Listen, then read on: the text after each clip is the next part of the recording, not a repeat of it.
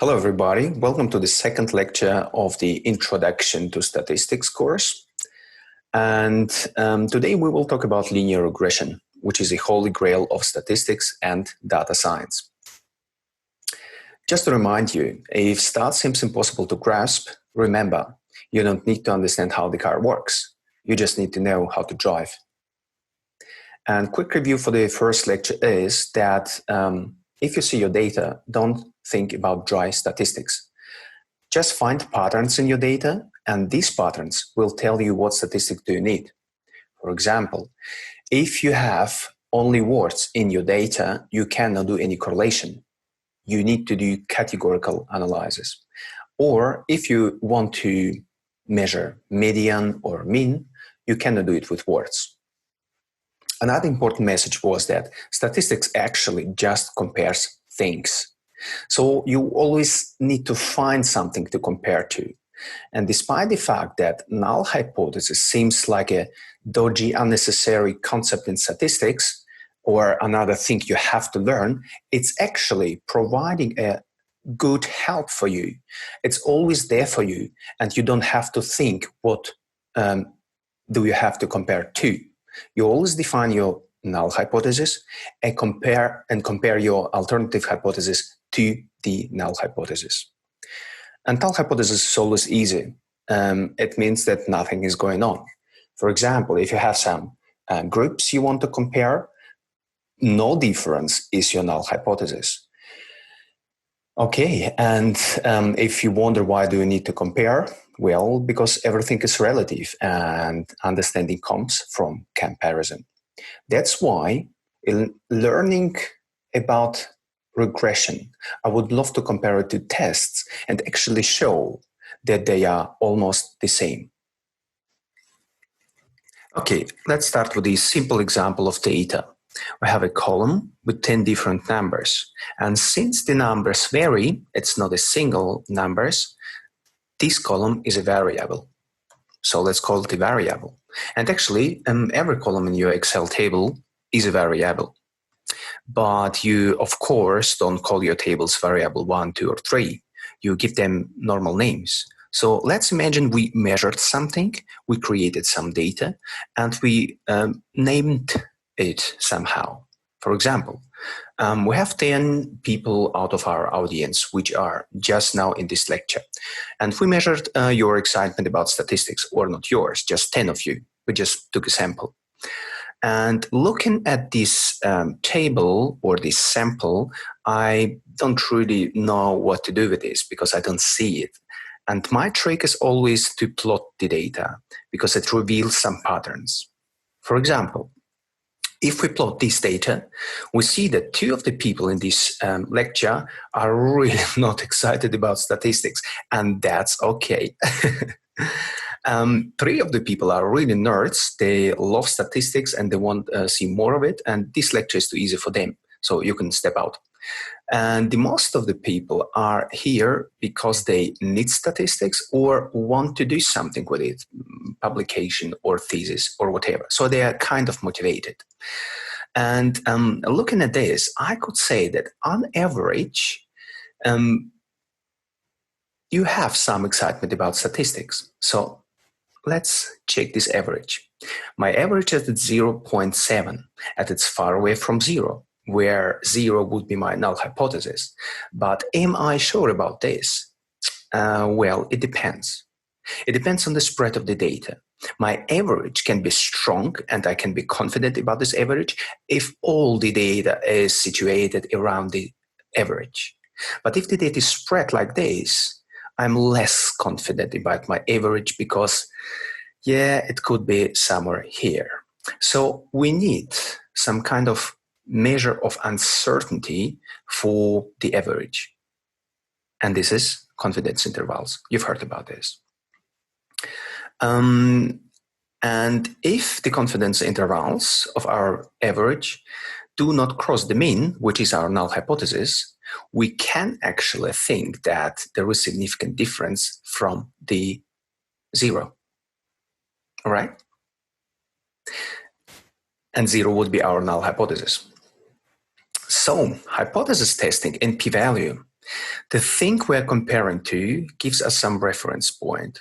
And this reference point is our null hypothesis. This is often the truth or state of knowledge, something we already know from previous publications or from our experience.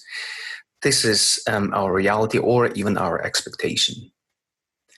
A mean or a median is our best bet on reality because we don't have all the data in the world and is our alternative hypothesis. So I took 10 samples out of our lecture, and my alternative hypothesis is that the lecture is kind of okay. People are excited about this, so the excitement is not at zero, but only tests can tell, so we have to test it always.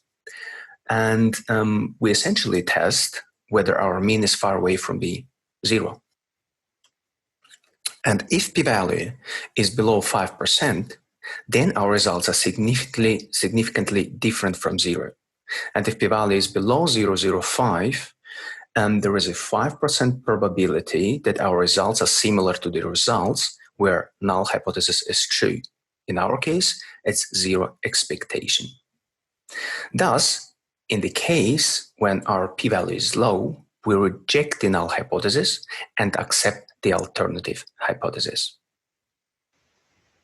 Okay, let's conduct our first statistical test. It's a one sample t-test because we only have one sample. And this test estimates whether there is some excitement about statistics in this lecture. And some excitement means that excitement is not equal to zero. So the null hypothesis is that your excitement is equal to zero. And it's not because I'm negative about your excitement, but simply because we need some kind of starting point. We need something to compare to. This is important. That's why we start at zero. And therefore, our alternative hypothesis is that the mean is not equal to zero. All right. And the first thing we do, we estimate our mean. This is it, 0.7. And we estimate our confidence interval to be able to be confident about our mean. When the confidence intervals don't include zero or don't cross zero, then our test is statistically significant. And p-value tells us this. And this just means that you are really excited about statistics, or at least you're not zero excited about statistics. All right. This kind of test results is not really pleasant to the eye. That's why from now on, I would use the tidy results where you see everything in one single line. So now, I think we have to compare it to the results of linear regression. And the linear regression actually can do the same thing. Namely, the linear regression estimates the average of your excitement, and it also estimates the confidence intervals. You see, they are identical to the confidence intervals of the test. And of course, linear regression also provides the p-value, which is also identical to the test. Thus, I can conclude that test and linear regression are the same thing. So let's make a second statistical test. Here we have two columns of data. The first column you already know. This is your excitement about stats. The numbers are the same, but we split these numbers or these people into two groups: people which are in the relationship and people which are not in the relationship. And again, the really good trick is to always plot your data.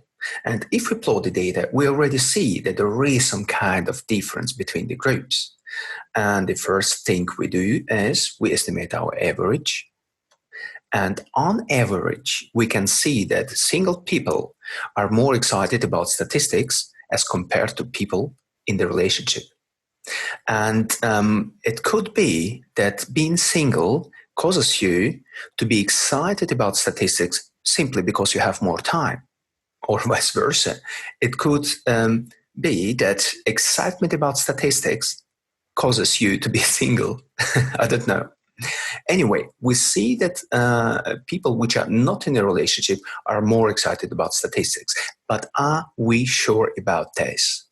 Well, again, we need the confidence intervals to be confident about our means. And now we can compare two groups. This is a classical example of comparing two groups with the t-test. Our null hypothesis in this test would be there is no difference between the groups, or the difference is equal to 0. Remember, we always need something to compare to. And thus, our alternative hypothesis is that there is some difference, or that the difference is not equal to 0. So here, we can compare two sample t-test versus linear regression. First of all, we do the test, and we have to estimate these times because we have two samples we want to compare. 1.24 is the estimate of the excitement of single people, and 0.17 is the excitement of the people in the relationship. So, as I said, we are interested in the difference between these two samples. And what we do actually, we take the simple difference between these samples. So we subtract this sample out of this one. And this blue dot is the result. First of all, this is estimate of our difference. And we have the confidence intervals for this difference. And since this difference doesn't cross the 0, we can say the difference between these two samples is significant. It's not equal to 0. And this is what p-value tells us. Now, let's compare it to the results of linear regression. And this is a moment where the things start to get really interesting. First of all, we have the first estimate, 1.24. This estimate. Regression does the same thing. It takes the beginning, it starts with single people, and estimates their average. But then, interestingly, the second number is not 0.17. The second number is actually the difference between these samples.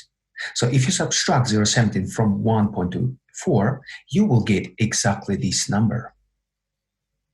And actually, the confidence intervals are identical too, you see? The only difference is the minus. And this provides actually the advantage of regression towards the test. Because minus means that if we jump from being single into the relationship, our motivation or excitement about statistics will drop. And it will drop significantly. Thus, in the conclusion, I can say that t-test and linear regression are actually the same. The only difference is their purpose. While tests only compare means to see whether there is a difference, a regression measures this difference to see whether there is a trend of excitement or rate of change if we jump from one group to the other. Visualization of both statistical tests and model results also shows that they are the same. The only difference is this line, which connects two groups. This line emphasizes the difference between test and linear regression, while test compares different things and treats them separately. The regression thinks about the system and thinks about direction or rate of change or development of something. For example, if we jump from one state of relationship into the other, our excitement will drop. The same happens with 3 or more groups. If we want to compare 3 groups, we also can do tests. And despite the fact that this plot looks really complicated, it's actually not. You already know most of it. Let's just focus on one thing. We compare group high to group low. All this comparison does is a 2-sample t-test, and we have 2 samples. There is no statistically significant difference between them, and that's what p-value tells us. Next, if we compare group high to group middle and completely ignore group low, we also see that there is no difference between them. The same is if we compare group low to group middle, there is no difference between them. So what you see here are 3 different two-sample t-tests, and you already know how to do one of them, so you know how to do all 3 of them. And there is a test which summarizes these results and tells in one single value that there is no statistically significant difference among any of these groups. And this test calls ANOVA, as fancy as that. So if we compare ANOVA results to the results of linear regression, we can see that the p-values are actually the same. So in the linear regression, we always start with the first group, doesn't matter what it is. In our case, it's the group high. The estimate of this group is 1, and we see that the average of this group is at 1. Next, the regression measures the jump or the development if we jump from the group high to group low. And this development has p-value of 0.386. It's exactly the same p-value. The same is with the 0.417. It's exactly the same p-value. So now I hope you understand even more, even better, and you can believe me that they are actually the same things. And if we visualize the results of regression, they also will look very, very similar. So the question is, do we need them both? And my answer is not really, but they both exist. So there is some reason for their existence. And the pros of tests is actually only learnability. In the beginning, it can be really complicated to start with a linear regression. If it's not explained properly, students don't like it and have this magical opinion about linear regression and have the meaning that they will never understand it. That's why it might be a good idea to start to learn statistics with a test. But if we continue working with tests, we will realize that they all have different terminology, they all have different conditions, and they all kind of a bit different, doing the same thing, just comparing things. That's why it starts to get complicated if you continue doing statistics. Thus, if you continue doing statistics, it's better to go with the regression because we don't need to learn many limited concepts. We can learn just one. And regression provides more knowledge, actually more inference.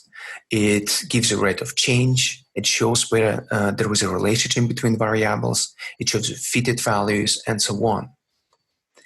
It's also extendable to several variables and to not linear regression.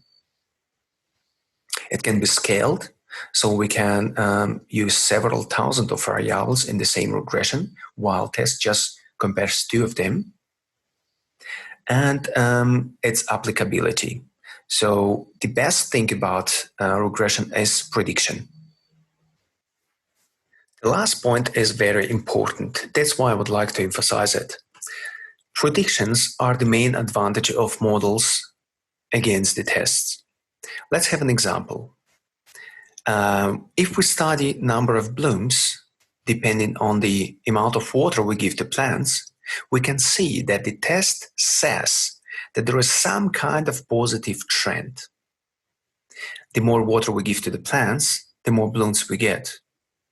But I say some kind of trend, not the trend, because the test does not predict any trend, does not show any trend, does not measure any trend.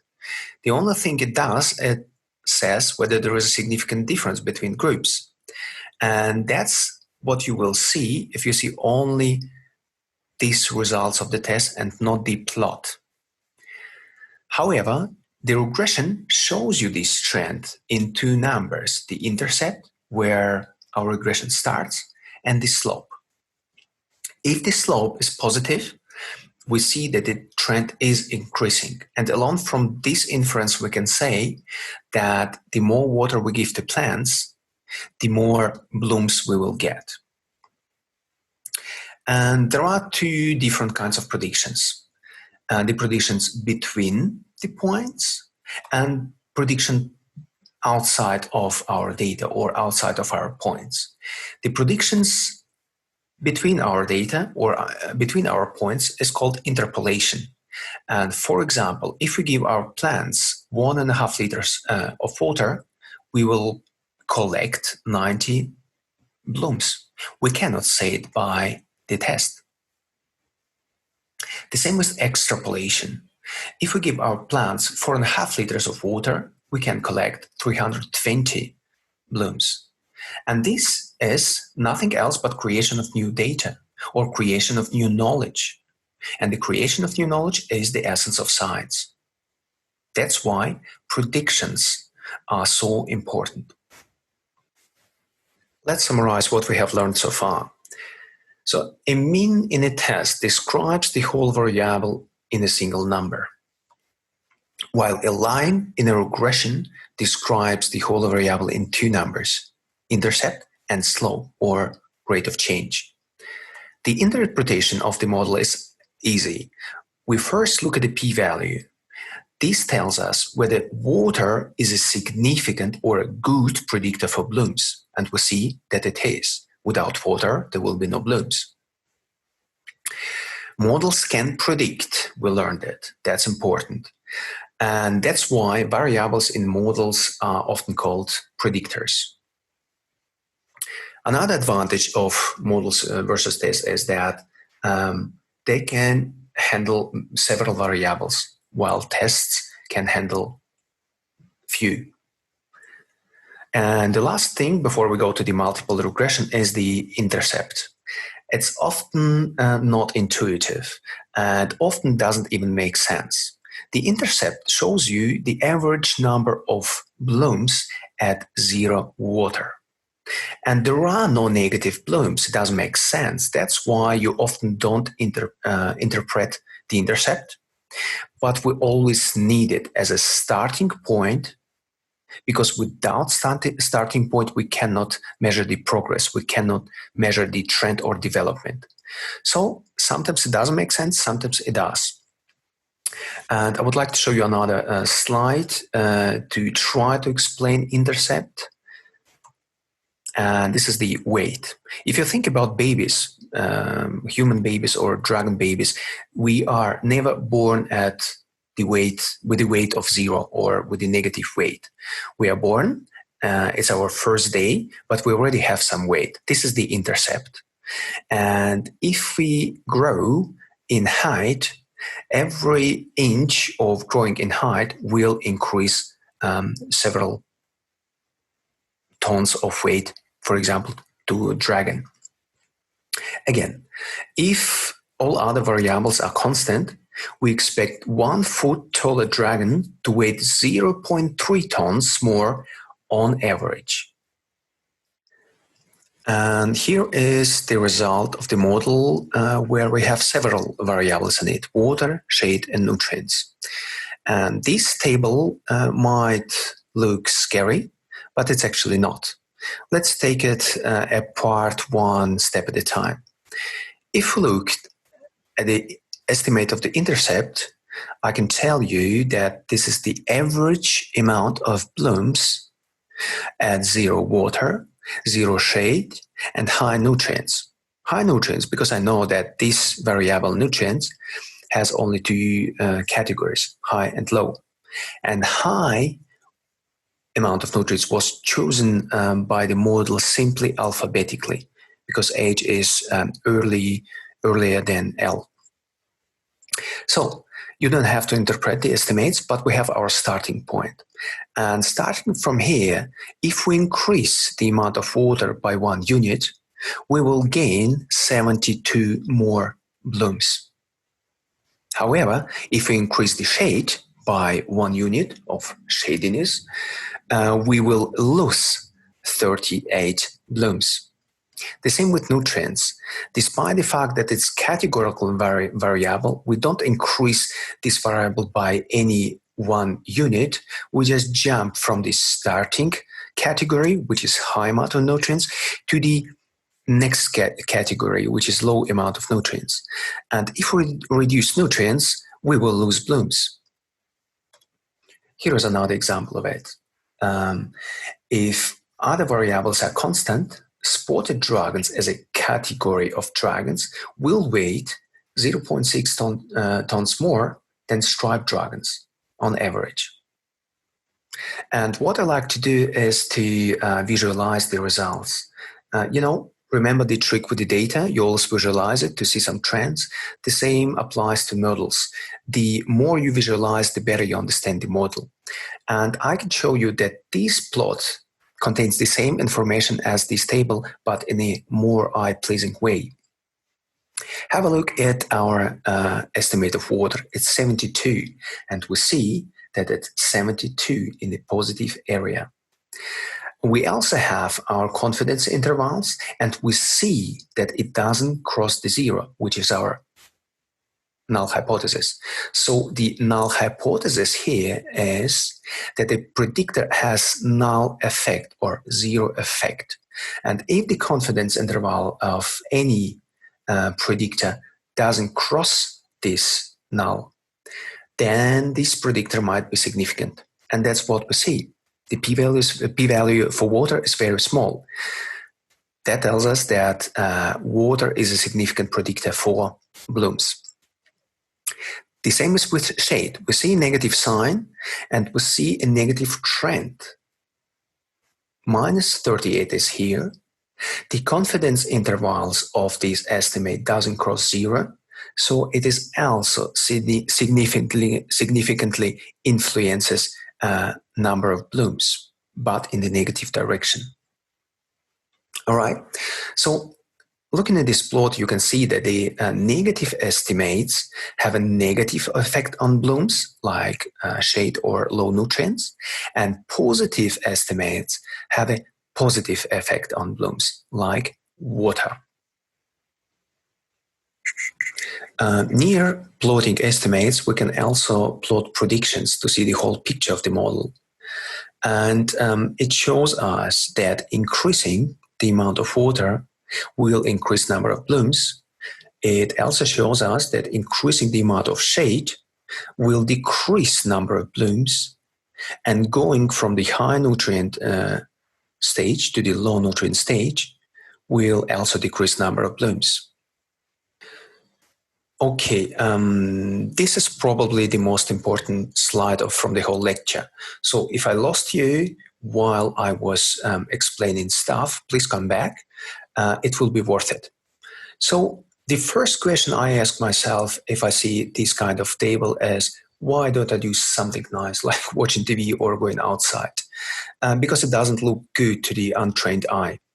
But if we go through this table, step by step, number by number, you will start to learn to appreciate this kind of summary because it tells you everything about your data.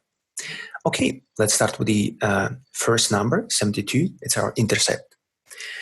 Intercept is a mean of blooms when water is 0, when shade is 0, and when nutrients are high.